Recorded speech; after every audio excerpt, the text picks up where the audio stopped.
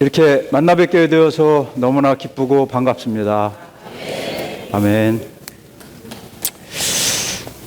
지금 저희가 로마서를 함께 다루고 있습니다. 그 로마서가 전체 16장으로 16장으로 구성되어 있는데 아마 로마서를 읽고 나서 로마서가 무엇을 말하는 책입니까? 라고 누군가가 나에게 묻는다면 우리는 대답할 수 있어야 하는데, 왜냐하면 항목이 너무 많기 때문에 도대체 이 로마서 전체의 중점과 요점과 주제가 무엇인지를 이렇게 알기가 쉽지 않기 때문이죠. 로마서가 16장으로 되어 있는 이 로마서의 주제가 있는데요. 간단하게 말씀드리면 로마서 전체의 주제는 죄인들을 하나님의 아들들이 되게 하는 것입니다. 아주 쉽죠? 죄인들을 하나님의 아들들이 되게 하는 것, 이것이 바로 로마서의 주제입니다. 자, 그러면 죄인이 하나님의 아들이 되는 게 어찌 과정이 그렇게 쉽겠습니까? 그래서 그 과정 가운데서는 반드시 하나님의 완전한 구원이라는 과정과 수단을 통하여 하나님은 죄인들을 하나님의 아들들로 만드시는 것입니다. 그러면 하나님의 아들들을 만들고 나면 이 아들들이 성경에서는 그리스도의 몸이 된다고 말하고 있고요. 교회죠. 그리고 나서 각 도시에, 여러 도시, 여러 지방에 그게 교회들로 나타난다고 말하고 있습니다. 그래서 이 말을 약간 문장이 되게 하면 로마서의 주제는 죄인을 하나님의 완전한 구원을 통하여 그리스도의 몸의 지체들로 조성하고 각 지방에 있는 교회들로 표현되게 한다. 이렇게 할 수가 있습니다. 그래서 회복력 성경에 읽으시면 거기에 하나님의 복음이 주제인데 그 하나님의 복음의 주제에 대한 부연 설명으로 그렇게 되어 있는 걸 보실 수가 있습니다. 또한 이 로마서 16장까지를 이렇게 요약해서 4개의 정거장으로 요약해서 말씀드릴 수 있는데, 첫 번째 정거장은 1장부터 4장까지의 정거장으로서 의롭게 됨의 정거장입니다. 이 정거장을 통해 우리는 구속함을 받고, 피로 말미암아 구속함을 받고 의롭게 될 수가 있고 거듭날 수가 있습니다. 자, 그리고 난 다음에 두 번째 정거장은 5장부터 8장까지의 정거장으로 거듭난 이후에는 믿는 이가 거룩하게 되는 게 필요합니다. 그래서 거룩하게 됨이라는 두 번째 정거장으로 전진하게 되죠. 자, 그러면 믿는 이가 거룩하게 되는 것의 최종 단계가 오늘 보았던 것 같이, 오전에 보았던 것 같은 내용들인데, 그러면 그것이 하나님의 갈망의, 계획의, 경륜의 뜻의 전부이겠는가? 아니다. 그것은 반드시 8장이죠. 9장부터 12장까지는 그리스도의 몸의 단계로 나아가야 한다는 겁니다. 자, 그래서 특별히 12장, 9, 10, 11장은 중간에 삽입장으로서 하나님께서 사람을 선택하는 것에 대한 예를 야곱을 통해서 우리에게 보여준 것이죠. 그렇다면 12장에 이르러서는 그리스도의 몸이, 교회가 어떻게 그리스도의 몸이 되는 것에 대하여 설명을 하고 있고요. 그리고 나서 이제 13장, 16장까지 마지막 네 번째 정거장은 그리스도의 몸은 사실 비밀하기 때문에, 우주적이기 때문에 우리가 감지하고 느끼기에는 쉽지 않습니다. 내재적인 것이기 때문에. 자, 그런데 그것이 구체적이고 실질적으로 나타나야 하는데, 어디에서 나타나냐면 성경에 보면 각 도시에서 나타난다고 말하고 있습니다. 그러므로 사도 바울은 16장에서 갱그리아에 있는 교회를 언급합니다. 16장에. 자, 그러므로 교회가 처음으로 로마서에서 언급되는데 16장이 언급되죠. 그러므로 각 도시에, 각 지방에 구체적으로 그리스도의 몸인 교회가 그 도시를 경계로 해서 나타나게 되는 것을 말하고 있습니다. 자, 그러므로 이 4개의 정거장을, 구조를 기억하시고 로마서 전체의 주제를 기억하시고 이렇게 한다면 아마 로마서를 이해하는데 도움이 될 것이라고 느껴집니다. 자, 오늘은 메시지 11번에 왔습니다. 제목을 다 함께 선포해 보시겠습니다. 영광의 상속자들. 영광의 상속자들, 이제 오전에 나눈 것까지는, 오전에 나눈 것은 또 한 단락이고요. 이제 지금 이 시간부터는 영광의 상속자들이라는 단락으로 들어갑니다. 그래서 영광의 상속자들이 무엇인지에 대해서 로마서 8장 14절부터 27절까지를 다루도록 하겠습니다. 로마 숫자 1번입니다. 아들의 자격의 축복들. 여기 아들의 자격이라는 표현이 있습니다. 개역성경은 양자라는 표현을 썼습니다. 그래서 제가 이거 헬라어를 찾아보니까 양자라고 번역할 만한 헬라어 단어입니다. 그러나 로마서 전체의 문맥을 보면 영어의 sonship이라는 이 단어를 또는 adoption이라는 단어를 이렇게 양번역할 수도 있지만 더 적절하고 더 합당한 번역은 아들의 자격이라고 번역하는 것입니다. 양자는 법적으로는 어떤 사람의 자녀가 될 수 있지만 생명 안에서 그의 자녀가 된 것은 아닙니다. 그러나 아들의 자격이라고 말할 때는 아들은 반드시 그 아버지로부터 생명을 얻어야만 아들이 될 수 있기 때문에, 그리고 그 아들이 충분히 성장해서 성숙한 사람이 되어야 이제 아버지의 모든 소유와 풍성을 물려받을 수 있고 상속받을 수 있는 사람이 되는 것이죠. 그러므로 더 합당한 번역은 아들의 자격이라고 번역하는 것입니다. 자, 그래서 이 아들의 자격을 얻어야 하는 것이죠. 그러므로 에베소서 1장에서 사도 바울은 언급했습니다. 아버지 하나님의 선택과 예정을 언급했습니다. 아버지 하나님은 창세전에 우리를 선택하셨고, 그 다음에 창세전에 우리의 운명을, 우리 믿는 이들의 운명을 미리 정하셨는데, 예정하셨는데, 그 운명이 뭐냐면 우리는 거듭나서 아들의 자격에 이를 정도까지 장성한 분량에 이르르는 것입니다. 그리고 두 번째로는 아들 하나님은 아버지 하나님의 이러한 계획에 따라서 이 땅에 오셔서 구속을 성취하셨고, 그리고 성령 하나님께서는 계속적으로 이 구속받은 믿는 이들 안에 도장을 찍으신다. 개역성경은 인치다라는 표현을 썼습니다. 인을 치는 게 도장을 찍는 것이죠. 그래서 우리가 주님께 잘못을 범하고 다시 주님 제가 잘못했습니다 라고 돌이킬 때마다 성령께서는 우리의 존재 안에 도장을 찍으시죠. 자, 도장을 쾅쾅쾅 찍으면 두 가지 결과가 나타나는데, 한 가지는 도장의 형상이 새겨집니다. 그리고 또 다른 한 가지는 인주의 내용이 그 종이 안으로 스며들게 되죠.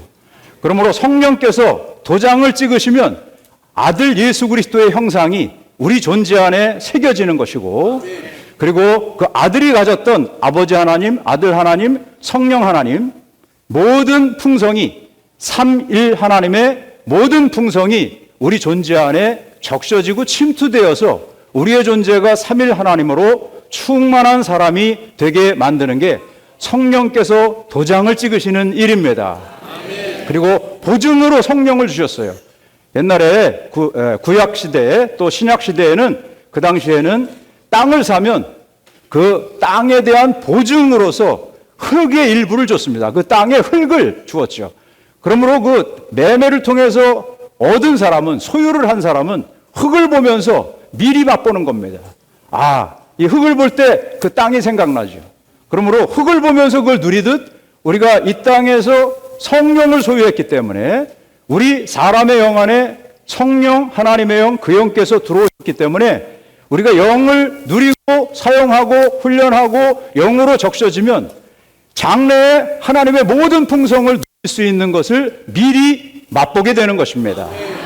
그러므로 여기 아버지 하나님, 아들 하나님, 성령 하나님, 삼일의 하나님, 우리 삼일 하나님은 본질적으로는 유일하게 한 분이시지만, 그러나 경륜적으로 그분은 세세 방면을 가진 분이시기 때문에 하나이면서 셋이고 셋이면서 하나인 이 삼일의 하나님으로 말미암아 우리는 무엇이 되는 거냐면 아들의 자격에 이르도록 충분히 장성한 사람이 되는 것입니다.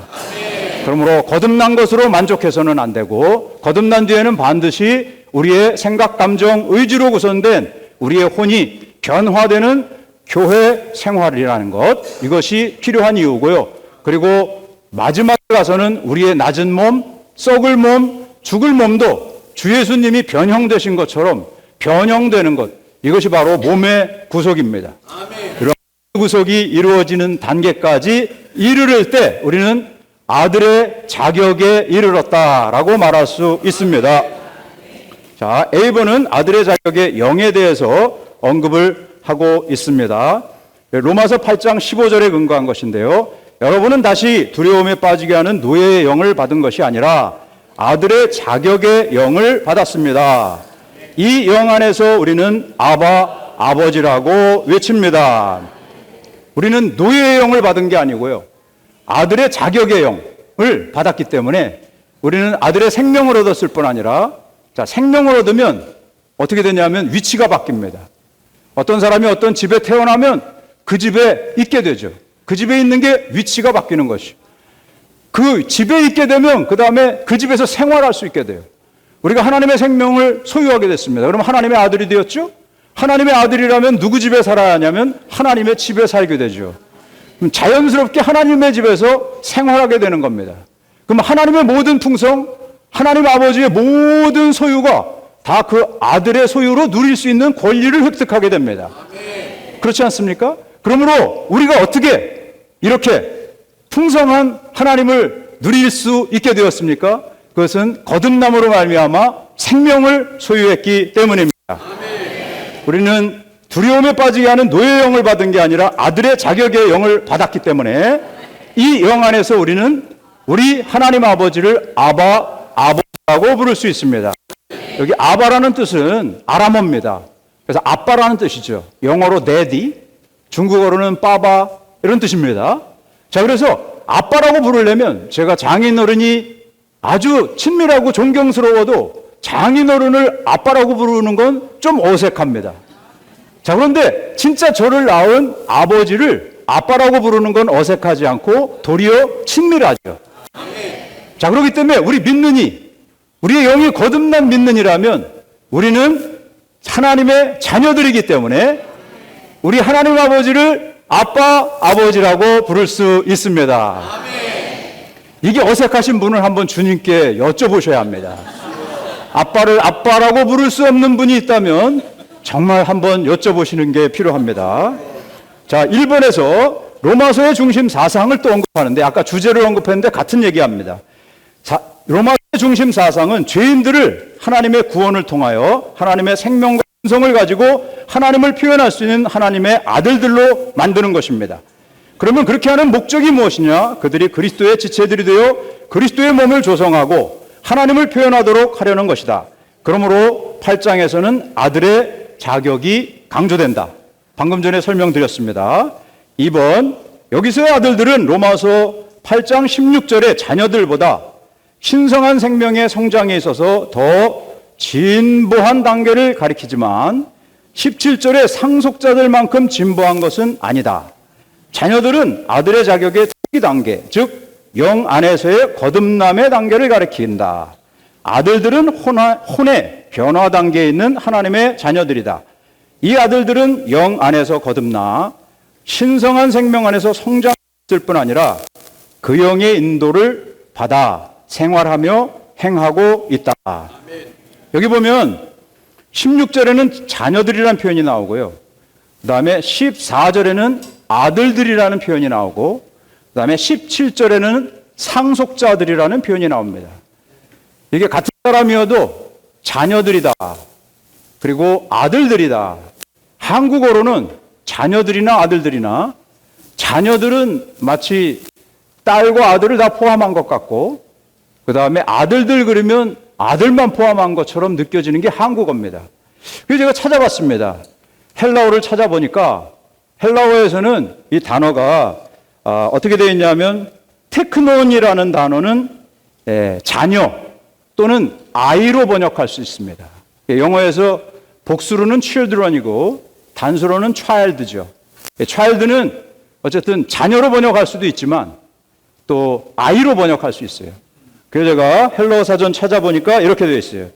뭐라 그랬냐면 기꺼이 의존적으로 생활하는 child, 아이죠. 그렇기 때문에 의존해야만 살아가는 거라면 아주 어린 상태의 아이를 말합니다.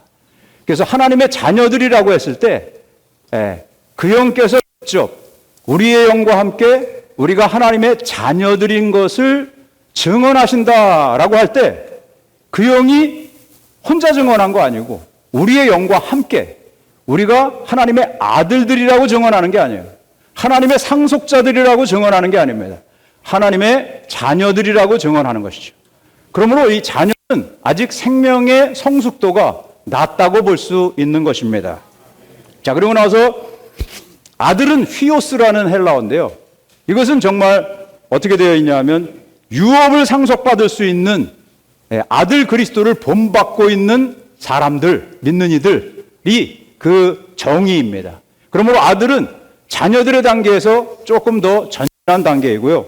그 다음에 마지막으로 크레로노모스라는 이 17절에 있는 상속자는 완전히 자기에게 할당된 소유를 완전히 상속받을 수 있는 사람.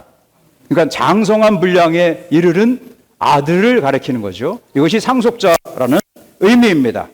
자, 그러므로 여기 이 세 방면의 아들의 자격의 세 방면의 전진 단계를 볼 수 있습니다. 그러므로 우리는 영 안에서 거듭나 하나님의 자녀가 되었을 뿐 아니라 이제 더 전진해서 하나님의 아들들로 진보해야 하고, 그리고 더 성숙해서 우리는 하나님의 상속자들이 되는 수준까지, 생명이 완전히 성숙한 수준, 바울과 같이 이렇게 성숙한 수준까지 전진하고 진보할 필요가 있다는 걸 보여줍니다. 아멘. 자, 그래서 그것에 대한 설명이 아라비아 숫자 2번에서 있었습니다. 그리고 3번에 보면 영광스럽게 되는 단계들에 있는 상속자들은 몸의 변형을 통하여 그들 존재의 각 부분이 완전히 성숙될 하나님의 아들들입니다. 그러므로 그들은 합법적인 상속자로서 신성한 유업을 청구할 자격을 갖게 되는 것입니다. 자, 그러므로 우리가 생명이 성숙해서 그리스도인으로서 장성한 분량에 이르는 상속자들, 그리스도와 함께하는 상속자들이 된다면 우리는 하나님의 모든 유업을 물려받을 수 있는 사람들이 되는 것입니다. 자, 4번. 이 영 안에 있는 아들의 자격에는, 제가 잘못 봤네요. 맞네요. 4번. 이 영 안에 있는 아들의 자격에는 아들의 생명, 위치, 생활, 누림, 장자권, 유업, 나타남이 포함되어 있다. 방금 전에 설명드렸고요. 이러한 모든 것을 포함한 아들의 자격이 이제 어디에 있다? 우리의 영 안에 있다. 하나님은 영이신데요. 거듭날 때 이 하나님이 사람의 어느 부분으로 들어왔습니까?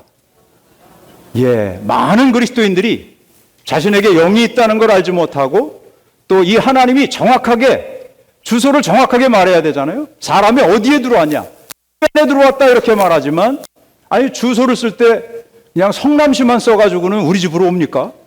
아니죠. 정확하게 번지까지 써야 하듯 성경은 분명하게 우리 영 안에 하나님의 영이 들어와서 우리를 거듭나게 했다고 말하고 있습니다. 아멘. 아멘. 자, 그래서 우리는 정말로 영 안에서 거듭난 사람들이 되었다는 걸 보게 됩니다. 아멘. 자, 5번은 거듭난 후에 우리는 더 이상 하나님의 피조물만이 아니고 그분의 자녀들이다. 그렇죠. 하나님께서 우리를 창조하셨으니까 반대로 말하면 우리는 하나님의 창조물 또는 피조물이죠. 그러나 우리가 하나님의 창조물로만 남아있다면 그건 이방인들도 창조물이죠. 그러나 어느 날 우리가 주님을 만나 거듭났을 때 우리는 더 이상 하나님이 우리의 창조주이신 것만이 아니라 우리를 낳으신 아버지가 되었습니다. 그러므로 우리는 이제 하나님에게서 태어나 그분과 생명관계에 있기 때문에 우리가 그분을 아버지라고 부르는 것은 매우 정상적이며 달콤하다. 아멘. 매우 정상적이며 달콤하다. 아멘. 달콤합니다. 아버지. 아빠, 아버지라고 부르는 게 이상하지 않다는 뜻입니다. 아멘. 자, B번입니다. 이제 16절로 왔는데요. 그 영이 증언하시는 겁니다. 그 영께서 직접 우리의 영과 함께 우리가 하나님의 자녀들인 것을 증언하십니다라고 말하고 있습니다. 로마서 8장 14절에서 우리는 하나님의 아들들을 보고, 그렇죠? 15절에서는 아들의 자격의 영을 본다. 16절에서 바울은 갑자기 왜 자녀들을 언급하는가? 그것은 그 영께서 기초적인 것을 증언하시기 때문입니다. 그 영은 우리와 하나님 사이의 기본적인 관계 혹은 초기의 관계를 증언하신다. 2번, 오늘날 하나님의 영, 곧 모든 것을 포함하신 삼위 하나님의 영께서 우리 사람의 거듭난 영 안에 거하시며 우리의 영 안에서 일하신다. 이 두 영은 하나로서 함께 살고 함께 일하며 연합된 한 영으로서 함께 존재한다. 고린도전서 6장 17절은 주님과 합하는 사람은 주님과 한 영입니다. 그래서 주님과 합해질 때 우리의 영 안에서 주님과 한 영이 되는 것입니다. 3번, 그 영께서 증언하시고 우리의 영도 증언하는 게 아닙니다. 여기에 말씀을 잘 보면 그 영께서 직접 우리의 영과 함께 우리가 하나님의 자녀들인 것을 증언한다고 말하고 있습니다. 오히려 그 영께서 우리의 영과 함께 증언하는 것이고, 이것은 우리의 영이 먼저 주도적으로 증언해야 한다는 것을 가리킨다. 그럴 때 그래서 우리의 영과 함께 증언하실 것이다. 자, 4번, 우리가 아바 아버지라고 외칠 때 그 영께서 증언하시는 것이다. 이러한 증언은 우리가 하나님의 생명을 가진 하나님의 자녀들이라는 것을 증명해주고 보증해준다. 또한 우리를 제한하고 속박하여 이 생명에 따라 살아가고 행하게 하며 우리를 하나님의 자녀들의 신분에 부합되게 한다. 자, 5번까지 읽고 제가 또 교통을 좀 하겠습니다. 그 영은 하나님과 우리의 가장 기초적이고 기본적인 관계, 즉 우리가 하나님의 자녀들이라는 것을 증언하지만 우리가 하나님의 아들들이나 혹은 하나님의 상속자들이라고 증언하지는 않으신다. 그러므로 그 영의 이 증언은 우리가 영적으로 출생할 때, 즉 거듭날 때부터 시작된다. 예, 그 영께서 직접 우리의 영과 함께 우리가 하나님의 자녀들이라는 아주 기본적인 사항을 증언해 주신다는 내용입니다. 자, 10번, 이제 로마서 8장 14절로 다시 돌아갔는데요. 로마서 8장 14절을 다 함께 읽도록 하겠습니다. 왜냐하면 누구든지 하나님의 영의 인도를 받는 사람들이 하나님의 아들들이기 때문입니다. 1번, 그 영의 인도는 외적인 것이 아니라 내적인 것이며 생명의 영의 법, 생명으로 이루어진다. 생명의 영의 법, 그 영, 생명으로 이루어진다. 2절에서는 그 영께서 우리를 인도하시는 것을 말하는 것이 아니라 우리가 그 영의 인도를 받는 것, 즉 그 영이 주체가 아니고 우리가 인도를 받는, 즉 수동태의 형태로 쓰였다는 거죠. 인도를 받는 것을 말한다. 그거 왜 이렇게 썼냐?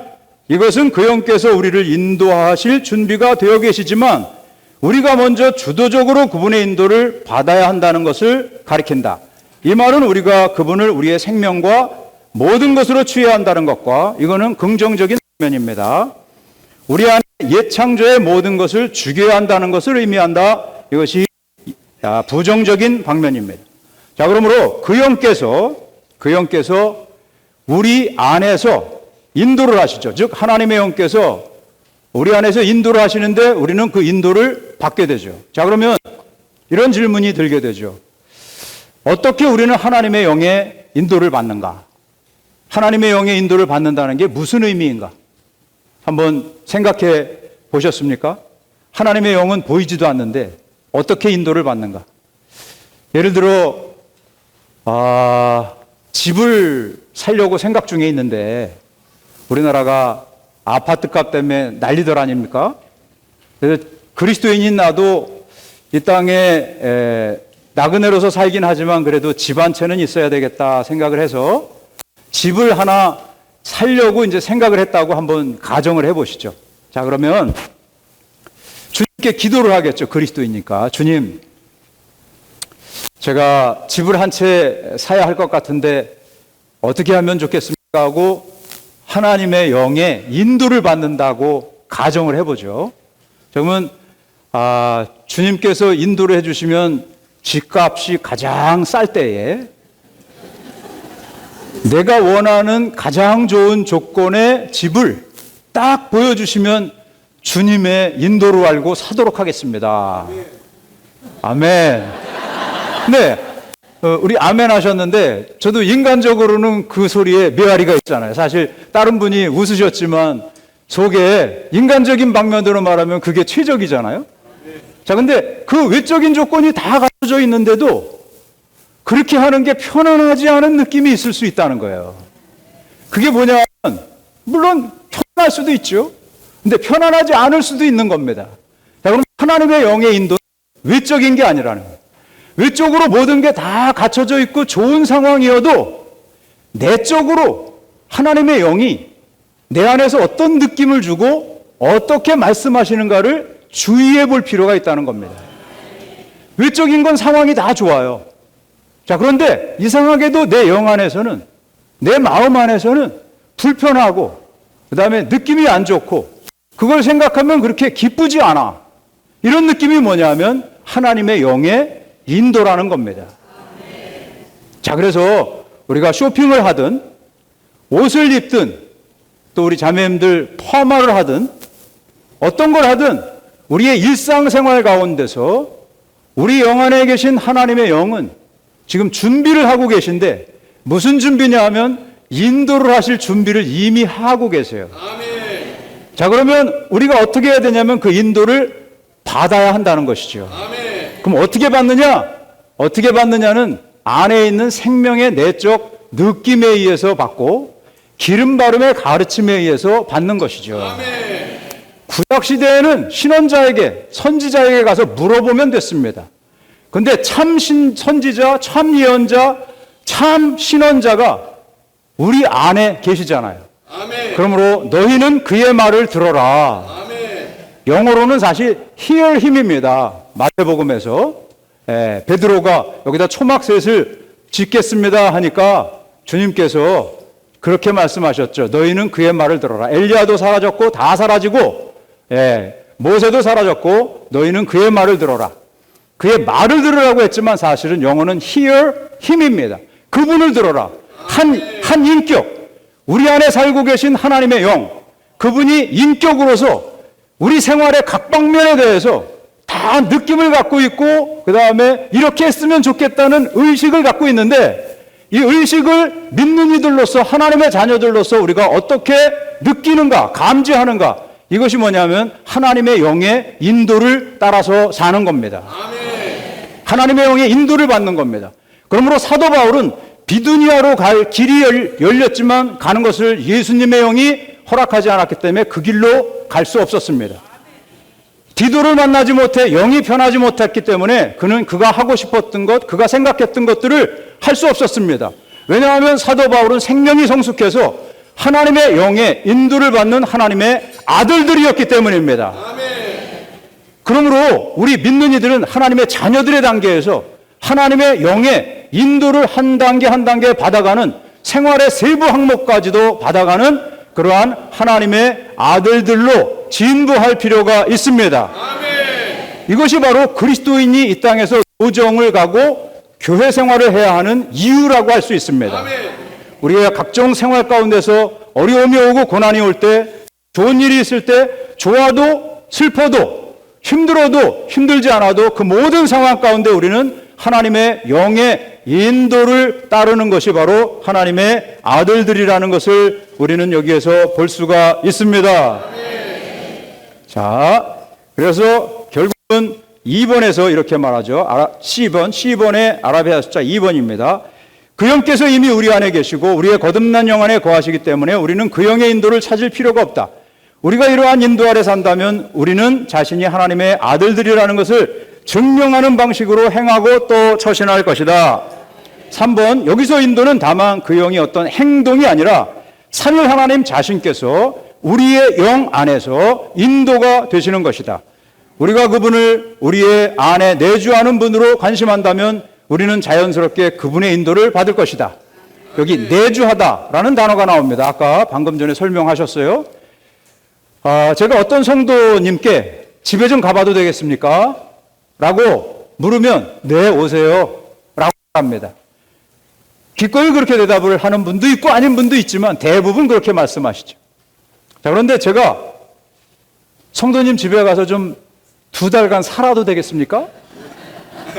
라고 여쭈면 그때는 답변하는 분을 제가 잘 못 만났어요. 왜 그러냐면 잠깐 방문하는 거랑 거기 가서 사는 거는 다른 문제이기 때문이죠. 예. 그래서 우리 하나님은 우리 안에 들어와 우리 안에 마음에까지 거처를 정하시고 사시길 원하십니다. 자, 근데 어떤 생각의 방은 안 열어드려. 여기 자녀, 내 자녀. 내가 어떻게 이 자녀를 키웠는데 이 자녀에 대한 방만큼은 주님께 열어드리지 않아요. 그래서 자녀에 대한 거는 특히 우리 어머니들. 내가 이 아이를 어떻게 배서 어떻게 낳아서 어떻게 키웠는데 이 아이에 대한 애정은 하나님도 건드리지 못할 정도로 꽉 바리케이트를 치고 거기에는 하나님 안 됩니다 라는 분이 있습니다. 어떤 분은 재정에 대해서 각자 사람마다 하나님이 못 들어오게 하고 막는 부분이 다릅니다. 자, 그런 거기 때문에 하나님의 영께서 우리 안에 내주하시도록 생각의 각 골방들 하나하나 점유될 필요가 있습니다. 아멘. 나는 이 사람이 내 마음을 상하게 했기 때문에 난 죽어도 이 사람 용서 못해.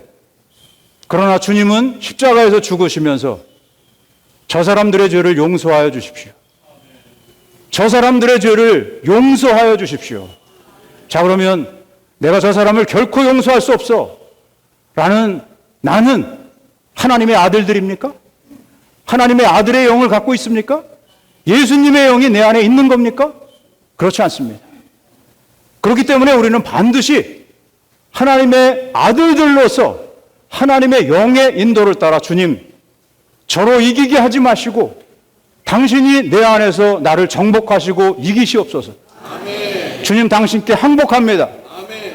그러면 눈물이 날지라도 그 지체를 용서하게 됩니다. 아멘. 그러면 그 하나님의 영을 따라서 산 사람의 기쁨은요, 즐거움은요, 평안은요, 그건 말로 다 할 수 없고 그 다음에 돈을 주고 결코 살 수 없는 행복입니다. 아멘. 이것이 뭐냐면 하나님의 영의 인도를 받는 하나님의 아들들입니다. 아멘. 우리가 이러한 단계로 진보하고 전진해야 하지 않겠습니까? 아멘. 생활의 여러 방면이 이와 같다는 걸 바울은 말하고 있습니다. 자, D번으로 넘어가겠습니다. 그 영의 첫 열매입니다. 그럴 뿐만 아니라 그 영의 첫 열매를 받은 우리 자신들도 속으로 탄식하며 아들의 자격 곧 우리 몸의 구속을 간절히 기다립니다. 여기 보면 그 영의 첫 열매라는 표현이 나옵니다. 그 영이 첫 열매고요. 첫 열매가 그 영이란 뜻입니다. 그 영은 좀 생소하죠. 하나님의 영, 성령, 그 영. 성경을 자세히 보시면 성령은 거룩하다라는 단어가 헬라어에도 있는 겁니다. 근데 그게 없이 그냥 영만 있는 경우가 있어요. 그러므로 영어에서는 그걸 번역할 때 대문자, 소문자를 구분해서 번역했습니다. 한국어로는 대문자, 소문자를 번역할 길이 쉽지 않습니다. 그래서 어떤 번역본들은 볼드체, 좀 두꺼운 채로 까만 글씨로 번역한 것도 있습니다. 그러나 어떤 곳에서는 그게 하나님의 영인지 사람의 영인지 구분을 할 수가 없기 때문에 역자들은 모순에 빠질 가능성이 있기 때문에 참 번역이 로마서 8장에서는 쉽지 않다는 걸 보여주고 있습니다. 그러나 여기서 말하는 건 그 영이 첫 열매입니다. 그래서 예수 그리스도께서 인생을 사시고 죽고 부활하셔서 생명 주는 영이 되셨는데 이 생명을 주시는 영, 고린도전서 15장 45절 하반절에 생명을 주시는 영이 그 영이신데요.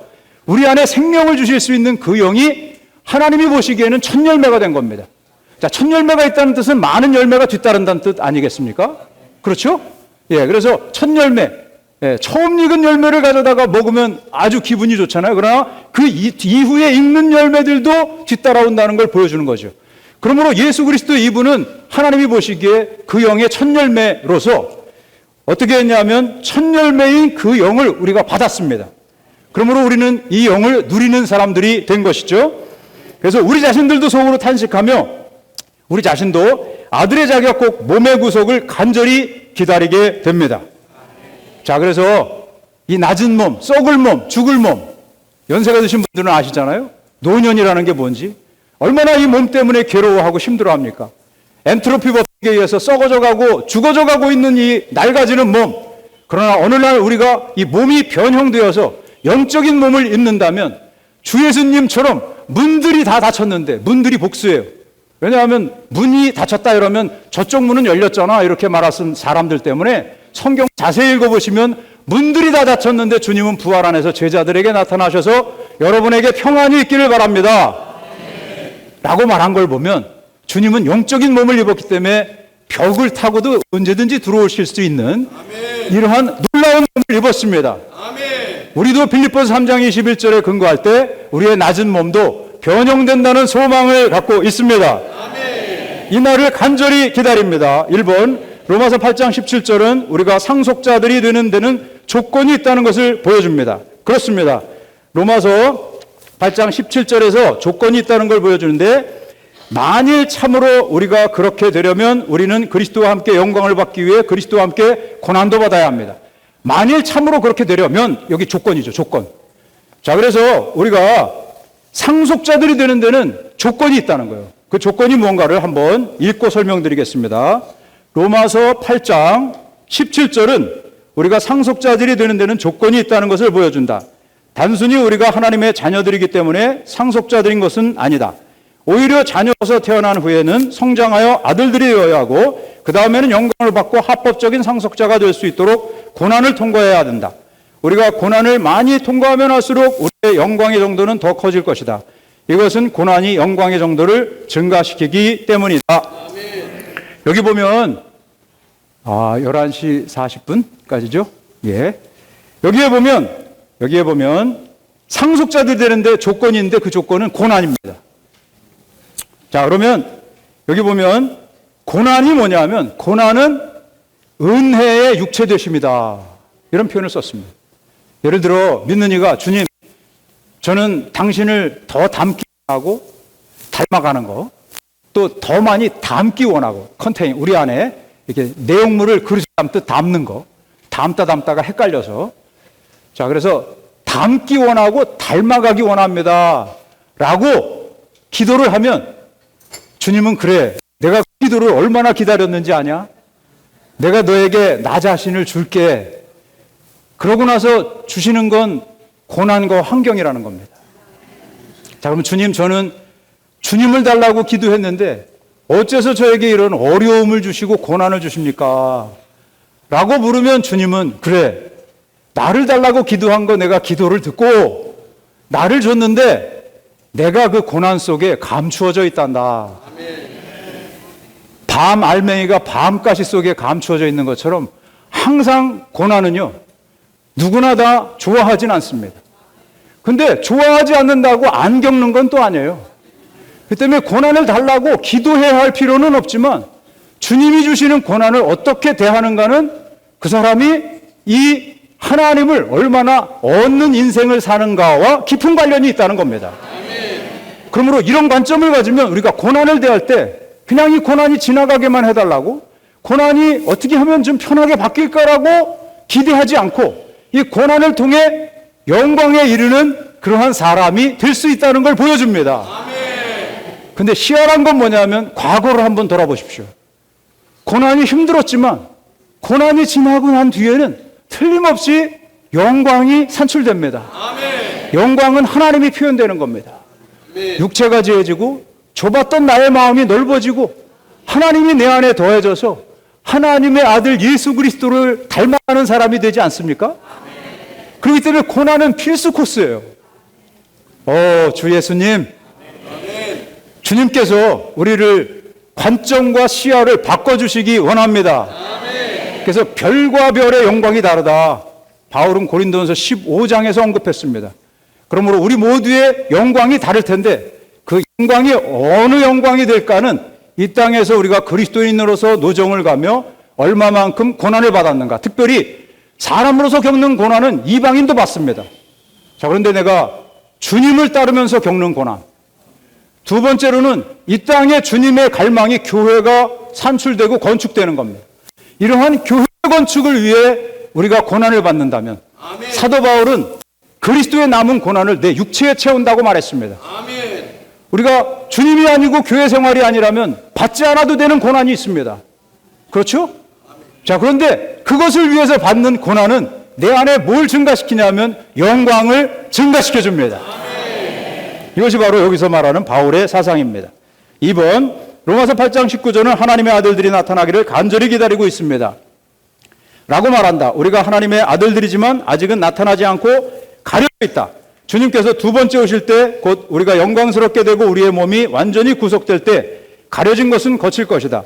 창조물은 이것을 간절히 기다리고 있다. 이러한 나타남은 우리가 현재 체험하고 있는 인정되는 과정의 완결이다.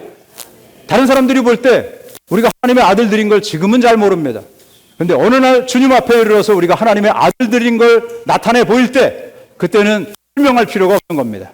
자, 3번, 로마서 8장 21절은 현재 창조물은 쇠퇴하고 썩어가는 자연의 법칙 아래 속박을 받고 있음을 보여준다. 창조물의 유일한 소망은 하나님의 아들들이 나타날 때 썩음의 상태에서 해방되어 하나님의 자녀들의 영광의 자유에 이르는 것이다.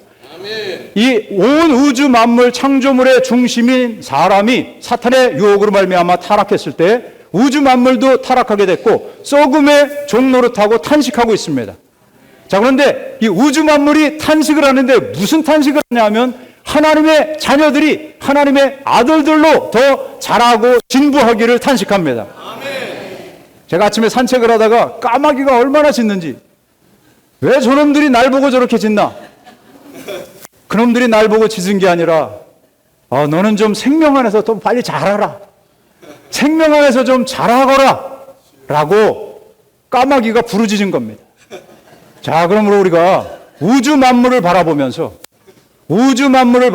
우리는 주님의 음성을 들을 수 있어야 합니다.